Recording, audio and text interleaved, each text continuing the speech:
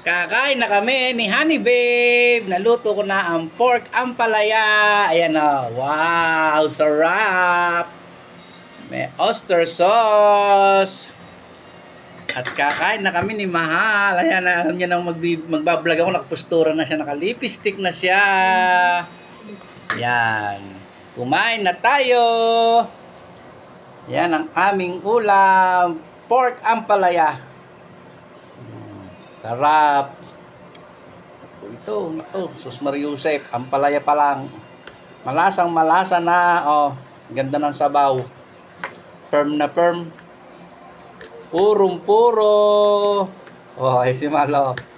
Masaya na naman siya ang kanyang ngiti. Inom ng sabaw. Sarap. Malasa.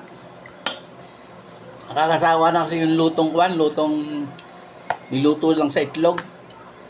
Ito, pork ampalaya. Sarap. Okay na. No. Nahihiya po siya, nahihiya. No. Pero nakalipistik yan. Nakaalahas pa. Ayan, kakain tayo. Palaya. Oh. Hina mo. Sarap. Lasang sabaw. Shout out kay Nikki. Pag uwi mo, pagluluto kita. Inom ng baboy. Lasa. Sarap. Shout out kay Nikki, kay Mark. Dominic. At kay Bunso. Saka kay Boss Dom. Boss Dominic. Ayan, ganun. Pork ampalaya. Malasa, oh. Sabaw pa lang. Purong-puro ng lasa. Lasa na. Shout out sa Lugto family. Sa Balsek. Mamambong. Ay. Inam. Adobo.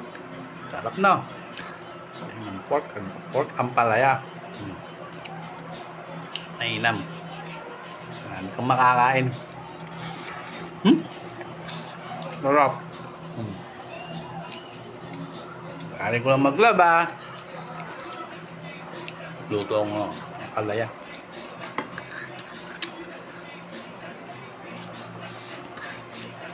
Inam. Lasa.